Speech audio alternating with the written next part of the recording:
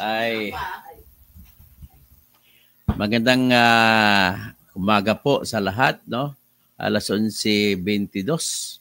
At ngayon po tatalakay natin ang napapanahon na mga pag-uusapan. At ang napapanahon na pag-uusapan sa ngayon ay dahil mayroon pong tinatawag na rally ang Iglesia ni Cristo at nakita ko sa drone shot. Kung ako mag-estimate sa drone shot na yon, pwedeng abot yon sa ano, pwedeng umabot sa ano, sa ngayon siguro, mga 1 million na siguro, no? Although yung estimate ko ay base yon sa scientific na pagko-compute kasi engineer nga naman ako. Pero anyway, that is not important. What is important is napakarami.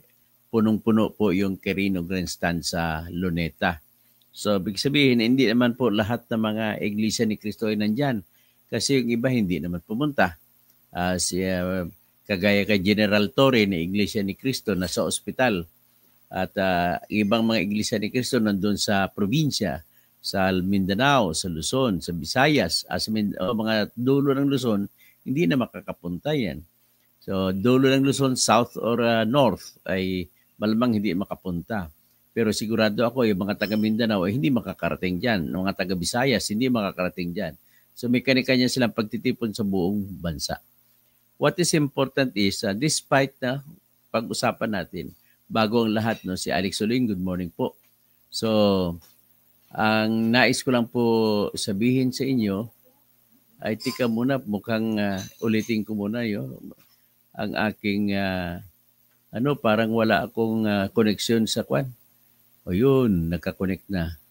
Save changes. Nawalan ako ng connection sa Facebook. Pero ito, anyway, hindi pa naman ako nag-umpisa.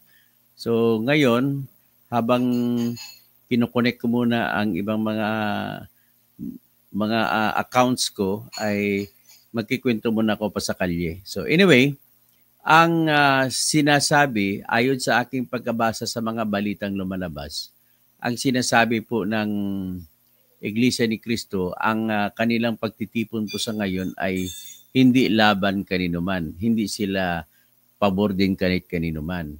Hindi rin po sila pabor kay BBM, hindi rin po pabor kay Sara Duterte. Basta kaya ang kanilang pagtitipon, more on the what I can say as neutral call para daw magkabuo muli yung partido partido ni BBM sa partido ni Sara. So, of course, gusto nila siguro na buo ang direksyon para kung ano man ang plano, maganda man o hindi, ng bawat isa ay matutuloy. So, pero kung maganda ba o hindi ang plano, that is presumed na magplano. So, kung presume ang plano na maganda, well, we have to presume wala naman tayong ebidensya na magiging masama ang plano, maliban lamang po sa nakikita natin na iilan na dahilan na nakita natin na klarong-klaro na ang pakay talaga ay pandaraya. Yan ang ating i-discuss, yung mga klarong-klarong pandaraya na ginagawa nila. So ngayon, ang mga pandaraya ginagawa, matutukoy natin ito sa mga budget. At siyempre pa, hindi naman po ako nagsasabi na pabor ako kay BBM o pabor kay Sara. What is important is, ako naman ay nasa gitna at sinasabi ko lamang po na maraming mali ang mga Duterte. Pero sa tingin ko sa ngayon, maliban lamang sa pinag-usapan na pamamatay ng tao, pamumuksa ng tao, mas malaki ng di hamak ang kurakot sa panahon ni BBM. Kung titingnan mo, ang kakurakutan sa panahon ni Duterte, sa Parmali, 14 billion. Sa laptop, mga 2 billion. So, 16 na. So, saan pa? Mga pre-jet deal daw. Mga 14 billion. So, nasa 30 billion. So, ano pa yung sinasabi nila na 51 billion na flood control project ni Baste. So, 30 mga 80. So, wala pang 100 billion. Pero pag tiningnan mo, sa nakailang taon na, pangatlong taon na ngayon yung administrasyong BBM, Una, sa panahon ni Duterte, 4 billion lamang po ang tinatawag na confidential fund. Pero nang pumasok si BBM, ang 4 billion, ginagawa niyang 4,650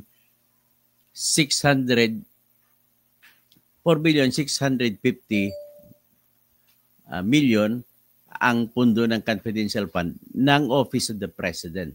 So, meron ba't kayong ideya kung paano ginagasto ang confidential fund? Para maging patas tayo, magtanong tayo, paano ba ginasta ni Duterte ang 4 billion na confidential fund niya sa panahon ng siya ay presidente? At tingnan mo, pag ikumpara mo naman sa panahon ni Noynoy, bago pumasok si Duterte, ay 500 million lamang ang confidential fund or tawagin mo intelligence fund. So, ibig sabihin, paano ba ginagasta ni Noynoy ito? Pero kahit man sabihin natin, wala, maayos ba o hindi pagkagasta ni Noynoy Aquino, wala po tayong ideya hanggang sa ngayon. So, may rason ba tayo para magsabi na si Noynoy ay maayos na tao or si Noynoy ay hindi maayos na tao? Sa pagdating naman ni Duterte, ang pagpasok ni Duterte noong 2016, yung 250 million na natira sa confidential fund ni Noynoy, yun yung naabutan pa niya. So pagkatapos noon, ng 2017, saka na lamang siya pinalaki niya ng 4 billion pesos hanggang sa matapos siya sa 2022. Ngayong 4 billion naman na yun, saan ba niya nigastos? Wala po tayong ideya hanggang sa ngayon. Wala pong ebidensya na lumabas kung kani-kanino binigay yung mga pera ng confidential fund. Ulitin ko, mula kay Noynoy, papunta kay Duterte. Kay Duterte, wala tayong ebidensya. Pero mayroon pa akong naisip na pwedeng mangyari. Na ginamit niya po yun ang confidential fund niya sa pamimigay sa mga pumatay ng mga tao na hanggat 30,000. Sa narinig natin sa bigayan, sa Quad Committee, lumalabas doon na yung binibigay kapag HBT o talagang matindi, pinakamatindi, ay nagbibigay hanggang 2 million. Hanggang 1 million to 2 million. Kagaya ng 3 Chinese na kinukonsidera na matindi na mga drug lords sa panahon na yung 2016. So, pinapatay yun ayon sa testimonya ng mga preso. Kasama na dyan si Major Jamie Fortaleza na preso rin at yung iba pa, lumalabas na nagbigay si Leonardo ng 3 million para sa 3 Chinese na pinatay. At ang pumatay dyan, yung 2 preso. Okay. Lumalabas na tag 1 million ang bawat isa. Saan ang galing yan? Of course, manggagaling yan. Walang ibang pagkukunan ng pondo na sabihin mo legal yan. Kundi doon ang galing yan sa tinatawag na intelligence fund. Sino naman kaya ang tumanggap ng pera para gagastusin doon sa pagpatay sa 3? Tanong, wala tayong alam hanggat sa ngayon. Kasi hindi po binusisi ng Quadcom kung paano ginamit ni Digong ang confidential fund niya sa panahon niya. Kada taon po 4 billion. Sige, multiply mo, sabihin mo 5 na lang. Kasi yung unang taon niya kay Noynoy yun. So, sa 5 times 4, that is 20 billion sa 6 na taon. So, sabihin mo, tag 1 billion, kada tao, ilan naman na pinatay siya. Pero yung iba, gumagasta lamang siya tag 30,000 kada patay. So, yung iba naman, gumagasta hanggat ang kay project sa pagpatay sa Tanawan Mayor, tingin ko naman ang bigay doon ay 2 million. Average lang po natin na sabihin natin 30,000 kasi marami naman. So 30,000 pesos times 30,000. So 30 times 30 is 900. So 900 million. Wala pang 1 billion ang ginastos sa loob ng 3 taon. O sabihin mo na, doblehin mo na 1.8 billion ang ginastos. Ibig sabihin po, may sobra sa 20 billion. Saan na yan kayo napunta? Ba't hindi natin inusisa kung paano ginastos ni Digong yung kanyang confidential fund? Na sana malalaman natin na yung ninakaw pala ng kanyang anak na si Sarah na 125 million lamang. Kumbaga parang langgam lang sa liit. kumpara mo sa bilyon na nakuha ng tatay niya. So, kung si Sarah, anong dahilan bakit si Sarah lang? At bakit inimbestigahan ng House Committee? Sa katotohanan, ganito po yun. Ang nakikita pa lamang nila ay tinatawag na Audit Observation Memorandum ng COA. Pag nabasa mo ang Audit Memorandum, Audit Observation Memorandum ng COA, nagsasabi yan na kung ano ang mga kulang para maipaliwanag kung paano ginasta ang bawat budget, bawat programa. So, ibig sabihin po sa Audit Observation Memorandum, binibigyan pa ng 6 na buwan, ulitin ko lang 6 na buwan, ang sinumang opisyal ng bayan na makapagpapaliwanag. Kasi siyempre, iniisip naman itong mga auditors, COA, na maghanap pa ng ibang mga resibo, baka matagalan, kaya 6 na buwan ang binibigay. So sa panahon na inimbestigahan yung confidential fund ni Sarah, mayroon pa siyang 6 na buwan na magpapaliwanag kung saan nanggaling at bakit may regres piatos ang nakalagay. Pero ang akin lang dito, kung ginawa nyo, pinayagan natin yung House Oversight Committee kasi naman karapatan naman ng House of Representatives sa Senate of the Philippines na mag-imbestiga. Ang problema lang natin, bakit pumasok ng himasok agad na Audit Observation Memo pa lamang at bakit hindi ang ginawa kay Digong na pundo? At bakit kung hindi ginawa kay Digong pundo at bakit ginawa kay Sara lamang? At bakit hindi ginawa sa pundo na nakuha na ni Bongbong Marcos? Pinag-usapan natin confidential fund. Pag sinabi confidential fund, sikreto yan. So, ibig sabihin, yung natunghayan na malat telenovela na mga usapin na nakikita natin ay tama ba yun para gagamitin yung Mary Grace Piatos sa pag-explain kung saan napunta ang pera? Well, talagang mali. Pero ano ba ang rason? Hindi pa natin alam kung anong rason. Kasi nga, pinatawag niyo si Sarah, hindi pumupunta, pero nang bandang huli pumunta, nandoon na si Sarah, hindi man lang ninyo tinanong ang paliwanag niya kung saan. So, nevertheless, kung ako tanongin ninyo, hindi ko na kailangan paliwanag para malaman ko sa totoong kwento lang, binulsa ni Sarah yon. Okay? Ganoon lamang po ang sagot diyan.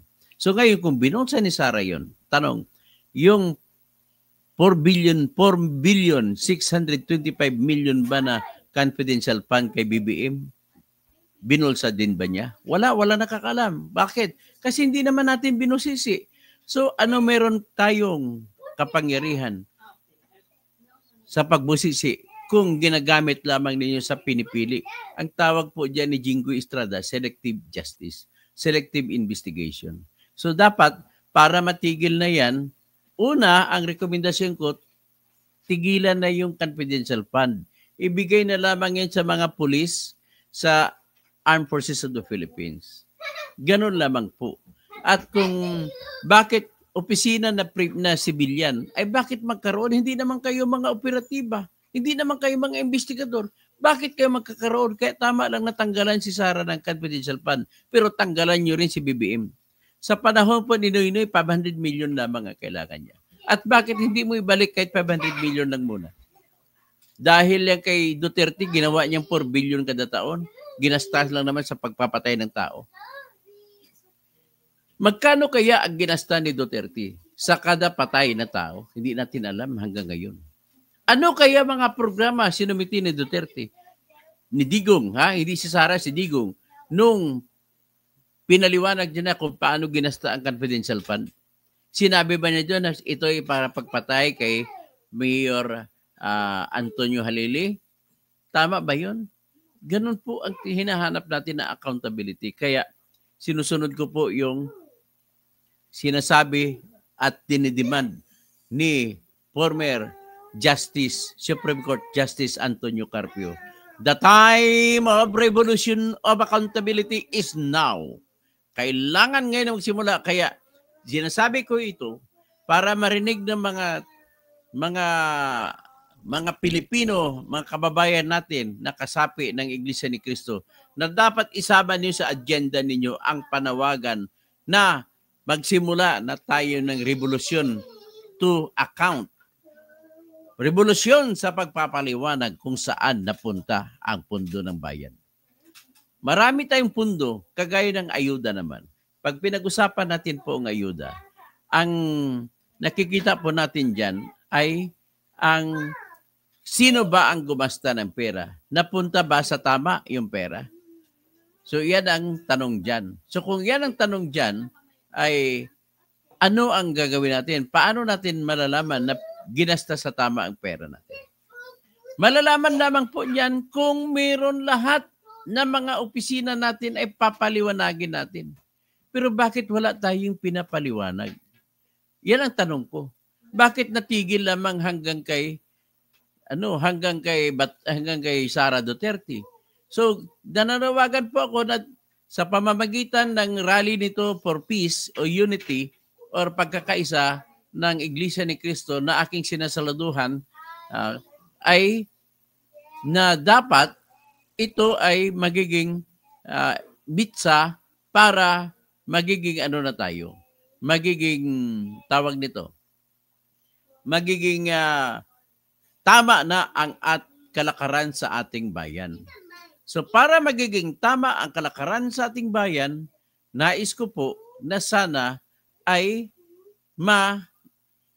makuha na lahat, maimbestiga na lahat kung saan napunta yung mga pera natin.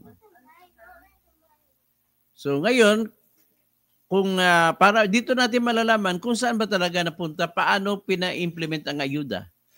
O ito po, meron po akong mamaya-maya konti na ipakita na interview ni Karen Davila kay Bato.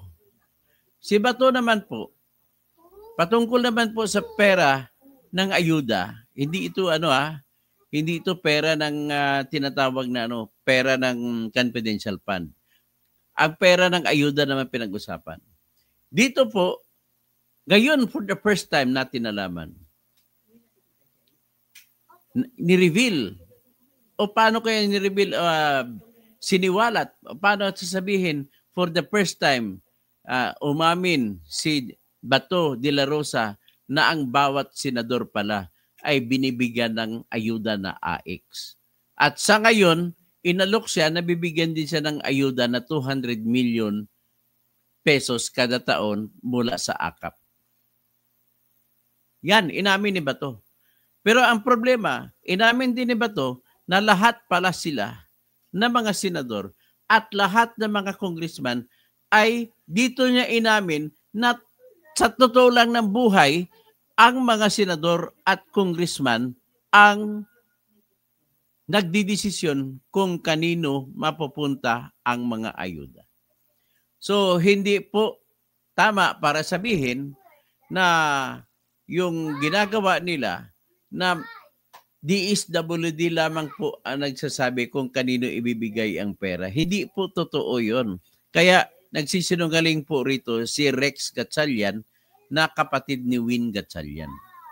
Nagsisinungaling siya para sabihin niya na tanging DSWD lamang ang nagsasabi, ang nagdidesisyon kung kanino at kung sino-sino ang bibigyan ng ayuda na AKAP at ayuda na AX. At siyempre, ngayon pa pati ayuda ng MAEP, ang hahawak naman yan Department of Health. So, control naman ng mga congressman at senador ang Department of Health Secretary. Pati siyempre, mga regional directors down the line hanggang sa mga probinsya. Kaya wag na tayo po maglukuhan. Kaya panahon na po na tigilan na yung ayuda.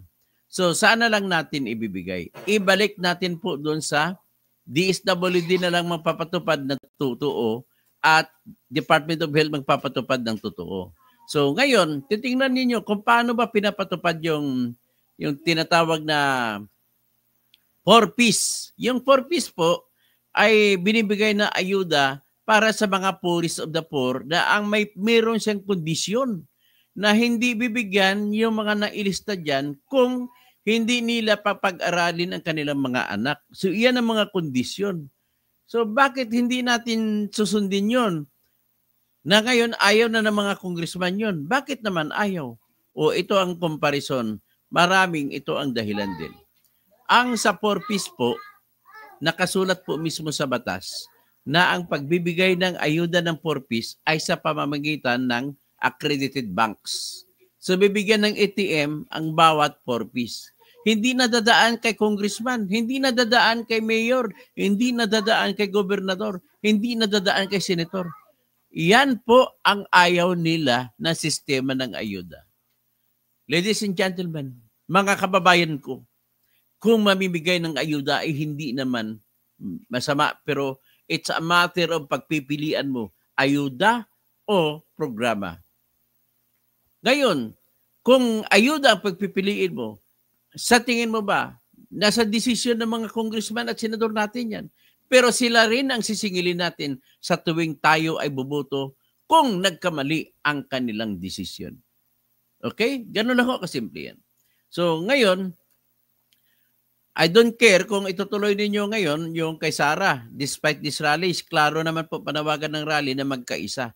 Huwag magpatuloy ng impeachment. Kung ako naman tanongin nyo, mas maganda na magkaroon ng impeachment trial, hearing, para malaman naman ng mga bayan kung ano pa ang ibang mga issue patungkol kay Sara. Kasi most likely, matututo tayo dyan kahit mananalo pa si Sara o kahit hindi pa matuloy na may isasampa sa Senado yan, at least nakikita natin sa pamamagitan ng live streams kung ano ang mga ebidensya pinapakita laban kay Sara. Pero ang akin lang pong hinihiling, dapat simulan na rin ang investigasyon sa confidential fund ng mga nakaraang mga presidente. Nakaraang mga, pati sa pulis, sa AFP, imbestigahan na rin kung paano nila ginagasta ang kanilang confidential fund. Kasi mayroon akong isisiwalat sa mga malapit na mga panahon kung ano ang mangyari dyan sa nangyari sa mga confidential fund. Dapat busisiin din ang confidential fund ni BBM kung paano naigasta. Walang exception dapat. Yan ang hinihiling ko. Pero mas gusto ko na ituloy nyo ito kay Sara para mawalan kayo ng moral na dahilan na sabihin ninyo ay huwag na imbestigahan na sa inyo. Imbestigahan din kung paano ginagasta ni Martin Romualdez ang kanyang pundo. Imbestigahan din kung paano ginagasta ng Senate President. Noon si Miguel Zubiri, ngayon si Chis Escudero, kung paano naginasta ang mga nakapundo na nakapangalan sa kanila. Tawagin mo man yan confidential fund o whatever, the same thing, pundo na sila ang may desisyon kung paano gagastahin. Bayan ko, matagal na po tayo nilamutak. Ang ating mga karangalan ay kanila ng tinatapakan. Nagluluha tayo. Tingnan nyo yung mga may sakit. May pamilya may sakit. Bakit hindi na lamang one-stop shop kung saan siya pupunta at doon na lamang hingi ng lahat? Bakit kailangan pa ang sulat ng congressman, mayor at gobernador para makahingi ng tulong? Naparinig ko kanina yung isang babae, 36 years old, inaasikaso ang kanyang tatay. Ito'y nangyari sa Bukidnon. Ini-interview ni Ted Filon. Ang problema nila, hindi niya mailabas ang kanyang tatay dahil sa 90,000 na hospital bill. Ang problema pa, dahil sa kanyang sakit ng tatay niya ay tumor, so hindi pinayagan ng doktor na ilagay ang tatay niya sa charity ward. Gusto ng doktor na mag-isa lang siya kasi mababa ang immune system ng tatay niya dahil sa sakit at mahawaan siya ng mga sakit ng ibang mga pasyente doon sa charity ward. Ngayon, ang batas ng PhilHealth na ginagawa sa ngayon ay hindi sila makapagbigay ng mas malaking pundo sa tulong sapagkat sinasabi na private ward ka. So pinapalagay na mayaman yung babae. Mayaman ang pamilya ng babae. Pero utos po ng doktor yun na ilipat sa private ward. Kasi kailangan depensahan niya ang tao dahil ang kanyang masilan ang kanyang sakit. Yan ang pinaka-problema. Tapos magkano lang binigay ng PhilHealth? Narinig ko 13,000 sa 90,000 na kanyang kailanganin. Tapos ang gagawin ng babae, binigyan ng tulong ni Ted Filon na 10,000 para ba gagamit niya pamasahe pupunta mula Bukidnon, Malaybalay, pupunta pa ng Cagayan de Oro. Alam niyo ba ilang oras yun? 3 oras. Mula Malaybalay, Bukidnon, papuntang Cagayan de Oro City at dadalhin doon ng tatay niya para meron pang mga laser examination kung ano. Bakit sa Malaybalay wala ba mga ekwipo na ganun? Yan ang mga tanong. Ngayon, ang tanong ko, sabi ng babae, pupunta ba daw siya sa kanilang congressman? Miguel Zubiri, lugar mo yan. Bakit pinapayagan mo na ganun mangyari sa mga constituente nyo din sa Bukidnon? Lalakad pa siya kung sino kukuha ng endorsement para makakuha ng tulong sa MAIP. Lalakad pa siya kay congressman para makahingi ng tulong ng AKAP. Tulong ng AIX. Yan po ang gusto ninyo mga politiko na ayaw ninyo ng PhilHealth. Ayaw ninyo ng mga sistema ng 4Ps kasi hindi dumadaan sa inyo yung pera. At isa lang po ang ibig sabihin yan para kayo makakuha sa pundo sa bulsa nyo sa pamamagitan ng pag-endorse ng mga tao na wala namang sakit pero pinapakunwari may sakit para mabigyan ng pundo sa AKAP at ang 5,000 gaya ng reklamo ng mga iilan na nagreklamo sa atin dyan sa distrito sa Quezon ni JJ Suarez na ang reklamo ay si Suarez ilang beses na kumukuha ng AKAP lahat ng inendorso niya. Akala ko isang beses lang sa isang taon makakakuha ang tao.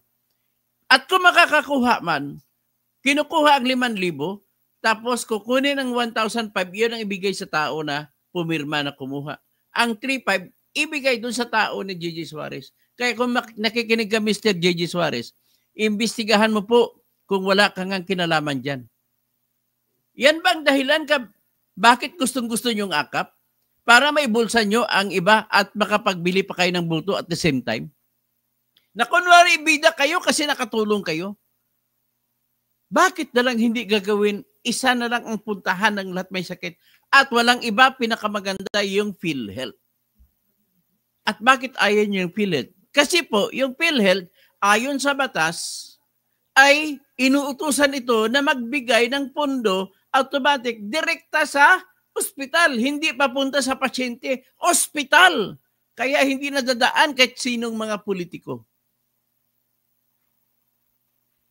Tingnan nyo, sistema natin.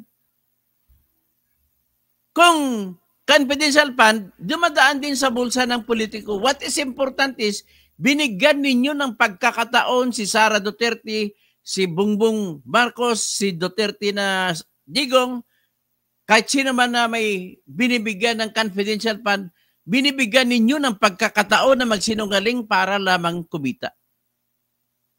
Don't tell me na walang kinita si Bongbong dyan sa confidential fund. Don't tell me na walang kinita si Digong dyan sa confidential fund. Dapat na hanggang ngayon, kahit hindi na siya presidente, nakapamigay pa rin ng pila-pila sa Davao City ng mga ayuda sa panahon ng Christmas. Saan ang galing yun? E di sa mga naipon niya na mga confidential fund, hindi ba? Bayan ko, panahon na mo, tigilan na natin yan. Ang mga politiko natin, ito po yung pinakamakapal na mukha. Alam na nila yan, hindi na sila dapat turuan. Inutos na yan ng Supreme Court sa kaso na Bilhika versus Ochoa na nilabas noon ng Supreme Court noong November 19, 2013 sa GR number 208566. Ito po ay resulta ng sinampang kaso ni dating Councilor Bilhika ng Manila City. At nanalo siya dyan. Pero bago niya sinampa, nagresulta yan sa mga rally na ginawa namin. Yan ang rally na for the first time walang politics involved. Yan po rally laban sa mga PDAP at mga pork barrel. Nag-umpisa po ang rally noon ng 2013. At bantakin mo, isa sa dumalo sa rally na sumigaw si Chief Justice Renato Corona. Na bandang huli siya naman ang tinira ni Noynoy Aquino at natanggal sa pagka-Chief Justice. Pero paano ba nag-umpisa yung rally na yan? Maraming iba nagkiklaim na sila Pero ito po ang aking masasabi. Tanging ako lamang nakadiscover ng mga ginagawa ni Jeannie Napoles, anak ni Janet Napoles. Na-discover ko ang lahat ng kanya mga pagkabalidosa. Bumibili ng mga condo unit doon sa Amerika. Gumagamit ng mga designer clothes at ang kanyang mga sapatos, designer shoes. Tapos pumupunta sa lahat ng concert ni Justin Timberlake. Makipag-picture kay Justin Timberlake. Lahat-lahat. Doon napunta, yan ang nilabas ko na scoop ko. At yung aking istorya sa blogspot ko, sinulat ko lang yun. Hindi pa ako nagla-live noon. Sinulat ko lang yun. Kalain mo, laki, sa totoo, aminin ko sa inyo, binayaran po ako ng Google doon sa ganung sulat lang. 150,000 kagabayad sa akin ng Google noon. Kasi umabot po 1 million ang bumasa ng ginawa kong istorya. At ang ibang mga nakabasa dyan, karamihan sa kanama, taga-ABS-CBN, GMA7, TV5, lahat-lahat na. Lahat po sila, pinalabas nila sa kanilang mga balita na sa kanilang nakuha yon. Hindi man lang nila ako binigyan ng credit na sa akin lang kinuha ang mga detalye na yun. Nevertheless, I don't care. Kasi mas importante sa akin at nagresulta yan sa kagandahan at nagkaroon ng decision ng Supreme Court na binawalan na ang pork barrel. Ang nangyari niyan, nag-rally. Nagkaroon ng panawagan. Iba naman ang isa sa nagpanawagan diyan, yung kumpare ko na taga-Abante noon, editor ng Abante, na si, later on na sa Philippine Star siya, na si Junip Ocampo. Isa siya sa mga steering committee para sa mga rally na yon. Yan po ang for the first time na napuno ang Quirino Grandstand, pati kalsada. Ako nagigitara noon, nagbitbit ako ng gitara, nagpakain din ako sa mga ibang dumadaan sa akin. Mga itlog naman ang dala ko na pangpakain. Naglaga ako ng maraming itlog para sa mga magrarally. So, yan ang kauna-unahang rally na walang politiko nangunguna. At kumanta pa roon ang aking isa pang kumpare na si Jogard de la Torre. Sinasabi ni Jogard de la Torre, ang kanta niya, sumikat noon ang kanta na binuo niya, although kanta ng ibang bansa yon, pero gumawa siya ng sariling lyrics. Sinasabi sa kanta, kukurakot din sila doon sa left, kukurakot din sila doon sa right. I said, money, money, money. Yan ang nangyari doon. At nagresulta yung rally na yon sa pagbabawal sa mga pork barrel. At higit sa lahat, nagresulta ang rally na yon sa pagsampa ng kaso laban kay Bong Revilla, kay Jingo Estrada, kay Juan Ponce Enrile, at marami pang iba. Ang iba na yan, kasama na si Gringo Honasan. Actually, mayroon ding PDAP si Bongbong Marcos. Marami sila, pati congressmen. So, yan ang naging resulta nun sa rally na yun. Dapat, hinihingi ko rin na dapat ang rally sa ngayon na ginagawa ng Iglesia ni Cristo ay magdudulot ng kagandahan at mababasura itong mga ayuda na ginagawa nila. Ladies and gentlemen, wala man ako pera, maghanap po ako ng pera, magsasampa po ako ng kaso sa Supreme Court petition para ipatigil itong ayuda. Nahingin ko sa Supreme Court na huwag muna ipatupad yung mga ayuda bago mag-eleksyon. Kailangan ipatupad ito pagkatapos ng eleksyon. Yun ang hingi ko sa Supreme Court. At siyempre, erodyo ko rin kasi lumalaban ako sa mga laban sa katiwalian. Kasama dyan, isasampa ko bukas yung disqualification case laban kay Erwin Rich Sylvester Tulfo. Sa pamamagitan, sa dahilan na siya po ay American citizen. Kaya hindi po totoo yung kanyang sinasabi. Ano ba yon? Biro mo, yung January 6, nagpalabas siya sa live stream ng kanyang punto asintado. Ang totoo doon,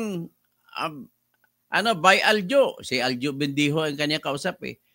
Ang hindi nila alam, ng mga vlogger na ito, kasama si Atty. Libayan, si Maharlika, at si Jason Sa, ay ako po ay TNT tago ng tago doon sa Amerika.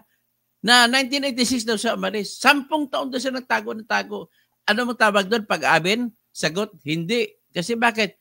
Pagsasabi ng kasinungalingan yun eh. Kasi ang katotohanan, 1988, sundalo na siya ng US Army. Hanggang 1996, sundalo siya ng US Army.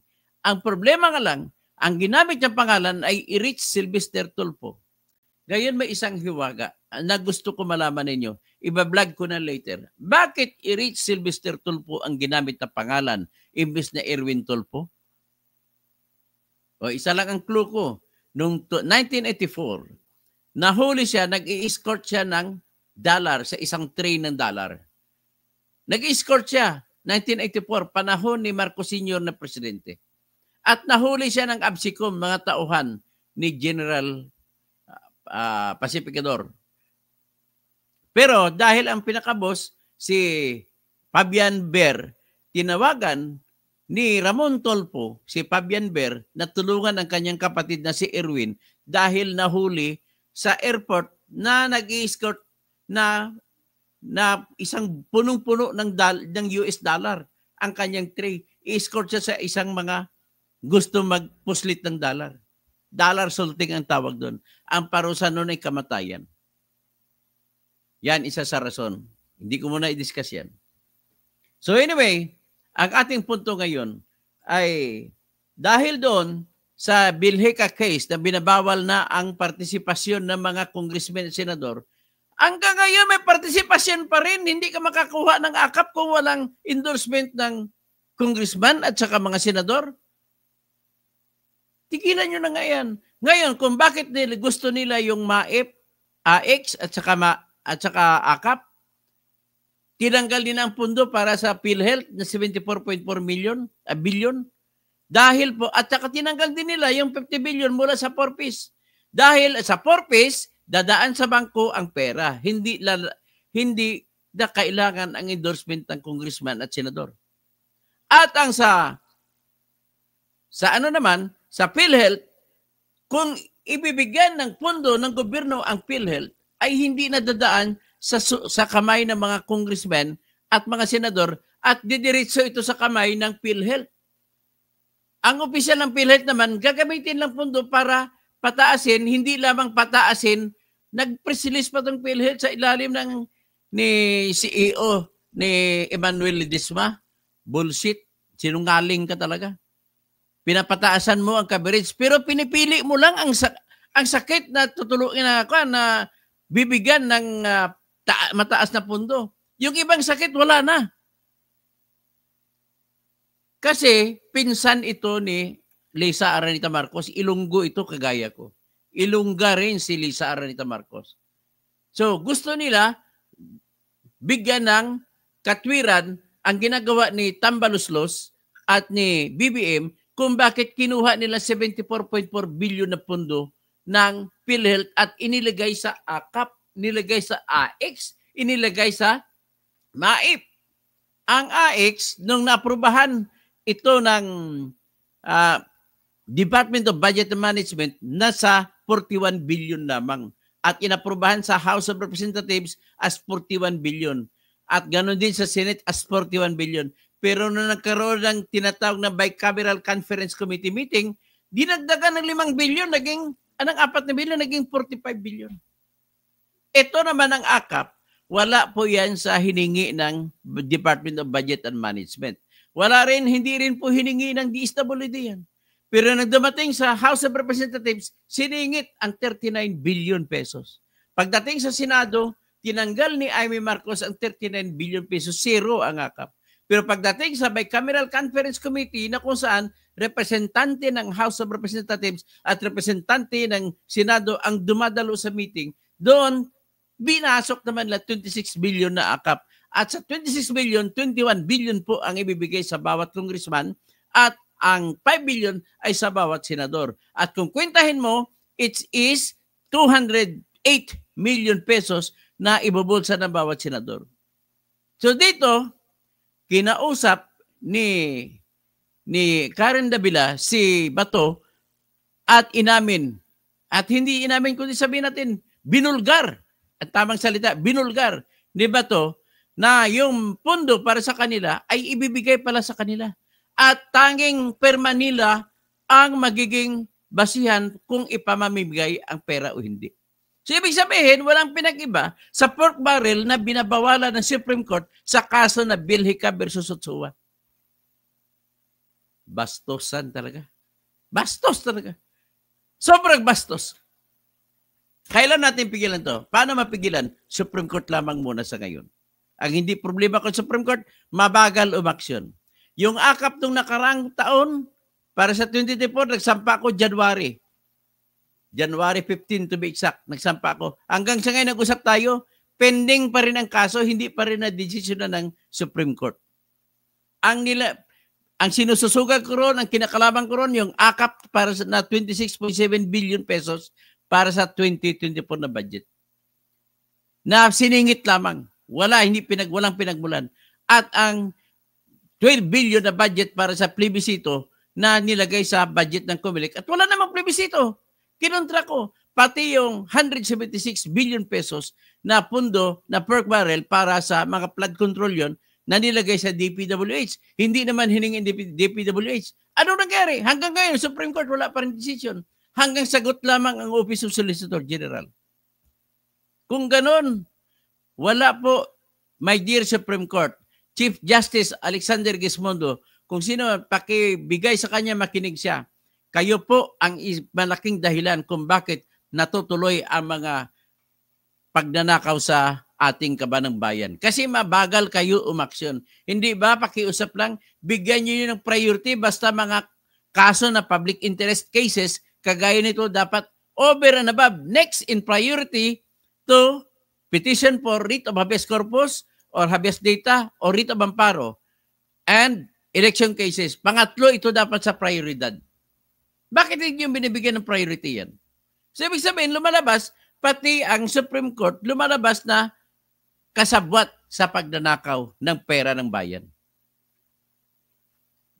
So, ngayon, ang pinaka-problema ko rito, ipakita ko sa inyo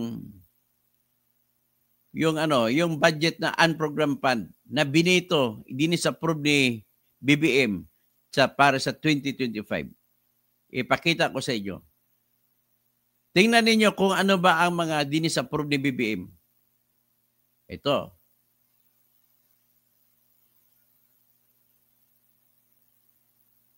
Yan budget yan ng Department of Budget. Yan po ang final unprogrammed appropriations. Ano ang mga dinisapprove? Dito sa priority social programs ng Department of Health ng health ay tinanggal. So nakita ninyo? O yun. I-highlight ko. Hindi pala ma-highlight ito. So ang kasunod, number 11, nakita ninyo? Rice Competitiveness Enhancement Fund. Dito po ako galit na galit. Binasura ang 5 billion na pondo para sa mga farmers. Gagamitin sana ang pundong ito para sa pagbibili ng binhi, para sa pagre-research, pagsusuri kung paano mapalago ang ani, para sa mga ekwipo na gagamitin kagaya ng hand tractors, para sa mga abono. At itong pundong ito po, ito pa ang nakakatindi. Yung pundong itong Rice Competitiveness Enhancement Fund ay nakalagay po sa batas na ito po ay automatic na ibibigay ng batas ng Kongreso. So dapat hindi ito binawasan. O ito po. Tingnan ninyo yung hinighlight ko. Nakalagay sa batas 11.0 Republic Act 11.203. So 11203 na batas. Ito i-out ko muna itong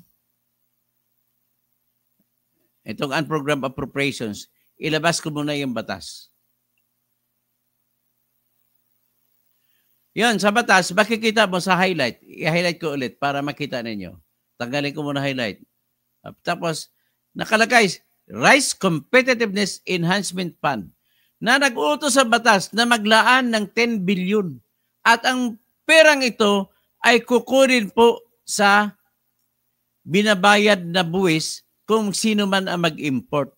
Ibig sabihin, klaro sa batas na yung perang kikitain na buwis o tariff mula sa mga pag-import ng mga bigas mula sa ibang bansa ay doon lamang gagamitin sa pagpaganda ng ating mga ani ng ating farmers. Ito nakalagay.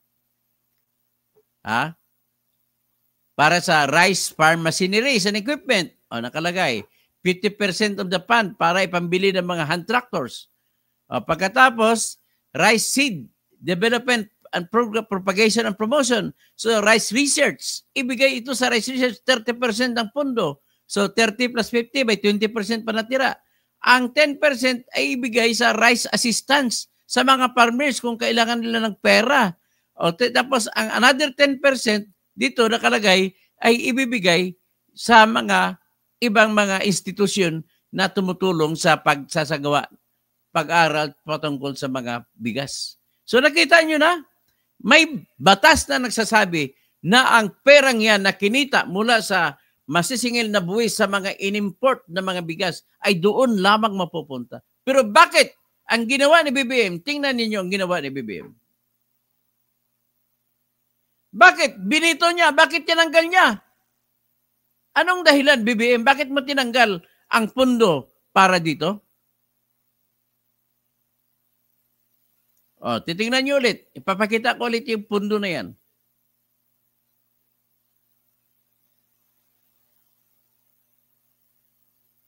Ayan. Rice enhancement, 5 billion tinanggal. Wala na. Saan ba tayo pupulutin? Mag-import na naman tayo ng import. Tinanggal din ang Asset Private Preservation Program. Hindi maganda, hindi mahalaga naman yan.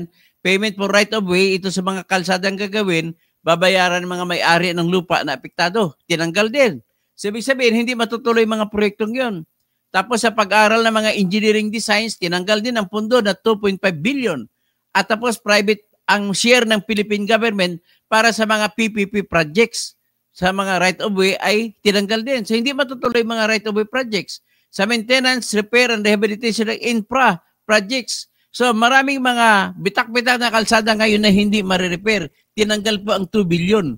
So infrastructure flagship programs ng high impact projects, tinanggal din ang 3 billion. Sa pambansang pabahay para sa Pilipino, yung tinatag niya 1 million houses a year, ay nagsisinungaling si BBM dyan. So tinanggal na 1 billion. So hindi na matutuloy yung pabahay program. Ito ang matindi. Social pension na tag 1,000 pesos sa bawat senior citizen ay tinanggal din na 1 billion pesos. So DepEd computerization program na 5 billion tinanggal na rin. So public health emergency benefits and allowances for healthcare workers. Allowances na to sa mga frontliners natin sa mga sakit ay 2 billion tinanggal din. Ito na matindi, Pantawid Pamilyang Pilipino program na 50 billion tinanggal din. Nakita ninyo? Tapos itong community mortgage program of the Social Housing Finance Corporation ay tinanggal din ng 500 million. Para saan ba ito? Ganito po yun para malaman ninyo. Ang community mortgage program po ay ganito. Halimbawa, may mga maralita na walang bahay nakatira sa isang lupa. Ang gagawin, magbuo sila ng asosasyon at bibilhin ng Socialized Housing Finance Corporation mula sa may-ari ng lupa ang lupa at ipamamahagi sa mga maralitang tagalungsod na nakatira. At sila naman, bilang balik, babayaran nila bilang isang utang yun mula sa Community Mortgage Socialized Housing Finance Corporation. At magbibigay mga 2,000 a month, ibabayad yun doon. Ganun po yun. Ang isa pa, mayroon na sana tayong industrialization na programa. Sa pagpa-unlad, magsasagawa na sana tayo ng tinatawag na car industry na mag-manufacture tayo ng kotse. Tinanggal din ang pundo. So saan tayo papulutin yan? Ladies and gentlemen, saan tayo papulutin yan? Nilalabas ko ito, sana makita ito ng mga leader ng Iglesia ni Cristo. At isama nyo rin ito sa inyo pong mga panawagan.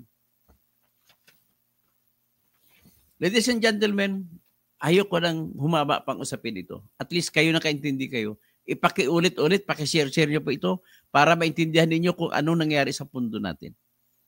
Lahat po pagnanakaw na, panahon na po na para papanagutin sila. Yan sana ang hiningi ko sa Iglesia ni Cristo na panawagan nila kay BBM. Ang ginawa nila ng BBM, sinabayan nila kasi natakot sila sa ganitong rally-rally na to, sinabayan nila, pinalabas nila yung press no, ng mga pulis na kinasuhan doon sa WPD lending na 96 tons na mga 96 kilos na mga shabu doon sa Tondo na natagpuan na natandaan niyo si Sergeant Mayo ang kanilang point man doon. Yun po. So magtatawag na lang ako, 50 minutes na tayo, Salvador Espinosa. Sabi niya, sayang po kung hindi kayo mabibigyan ng pagkataong maupo bilang senador. Pagaw Baker, dapat papanagutin na ang mga magnanakaw. Daddy Bert TV, Engineer Toto Kausin, tama po lahat ng mga sinasabi mo. Puro na lang kami kasi pag nanakaw ang ginagawa. Apolonio Cristobal, kapag hindi na ma-impeach si Sara ng Kamara at Senado ay magkaroon ng revolusyon. Alam mo, hindi si Sara ang gusto ka-impeach, si BBM, number 1. Regine Ford, GN and GS, buwisit talaga buhay sa admin ni BBM. Dapat dalawa sila ni Sara tanggalin para magkaroon ng magandang ehemplo at mag-elect tayo ng bagong leader, Nelly Cormel, para meron bigay sa akap, ayuda, etc. CIFD BBM dapat gamitin na sa pag-imbestiga kung bakit sobra mahal ng bigas. Ayun. Kuya Bugart, tama, sabi ni Kapersi, lapit papunta sa bangin ang gobyernong Marcos. Kabayang ito, nakakalungkot marinig ang mga desisyon na hindi pinag-isipan. Hindi talaga pinag-isipan yan. Vin Catalonia, good man. GN and GS, visit talagang buhay ng admin ng BBM. Hayop, perma lang may pera na sila, 208 million. Yun. Pero nangako naman po si Bato, in fairness, bahala kayo kung ibuton si Bato, hindi. Nangako siya na hindi niya gagamitin ang ayuda niya na akap. Rinaldo Gonzales, di na tayo tatamaan ng wildfire, matagal lang nagkalat. Yung sila BBM at Sara pa lang, wildfire na yun, sobra pa yun. Bernardo Minjulaid na lagi, both straight to May 12, 2025. Ayun, binanggit na lahat ng pangalan. Mornibal, mabuhay po kayo, engineer, kampanya na. Paano tayo magkampanya? Hindi pa tayo pinayagan na magiging official candidate. Katuto, watching from Vancouver, Canada. AJ Garcia, pag may ebidensya na kasuhan mo si Erwin Tulfo. Yes, meron na po akong ebidensya. Ikaw kasi AJ Garcia, ay idol mo si Erwin Tulfo na kahit sinungaling na. Nako, bilib naman ako sa iyo. Marilo Fabian, good morning po, Dok Toto. Nagkakadilim na ng tinatahak ng ating bansa. Napakadilim talaga. Rinaldo Gonzales, Roger Buri, Toti Jeffrey, Bagares Ledesma, tapos Jose Quintal Santa Ines, tapos John Kabinbin, good morning, Kabunyog, Toto Kasing, tuloy lang laban. Pastora Raelia, na ipamigay na, Doksin, di ba? Danny Santos, wala ng pork barrel pero pinalitan ng beef barrel. Tama ka. Joanna Laoyan, engineer, ang dami silang kinita, kinakolekta from Nakaw, illegal. Sid Alcantara, salamat po sa iyong palipad. Alexander Muhammad, Brad, Mapia Mauto, Brad. Mabuhay ang isa sa pinakamagaling na bugado ng Pinas, Atty. Bertini Catalonia Kausing. So walang pabor-pabor kasi roommate ko siya sa emisyon. Charlie Whiskey, intelligence fan ba yun? Oo, intelligence fan na mga bobo. So paano para maging matalino ang bobo, gagawin, kukuha sila ng intelligence fan para maging intelligent din sila. Dadada. At mangtuto talaga ang pag-asa ng Pinas. Tapusin na. Tapos Alan Saos, pag si Pusit hindi ma-impeach, ay nako.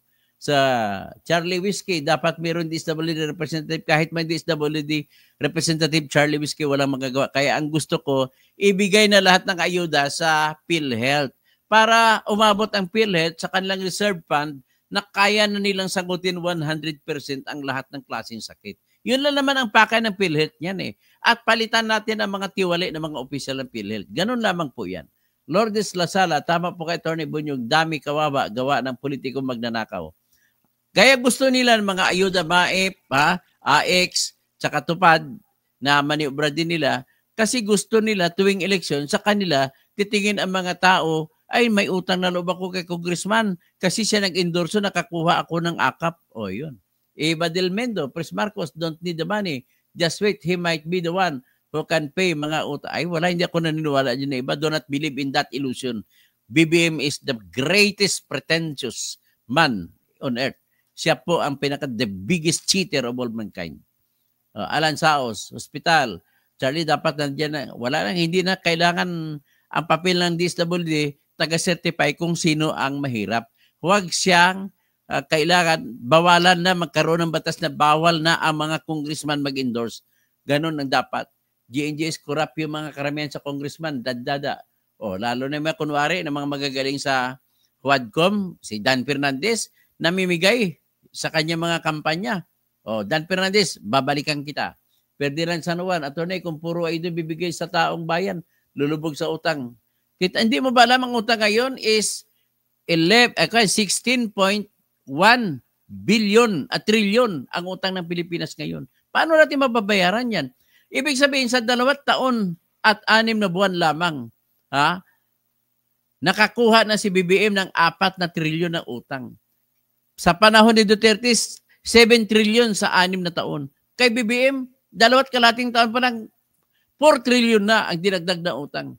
La Serco Super Fortress Channel, La Serco Super Fortress pa rin ang the best and last resort to end crimes and corruption because everything is documented.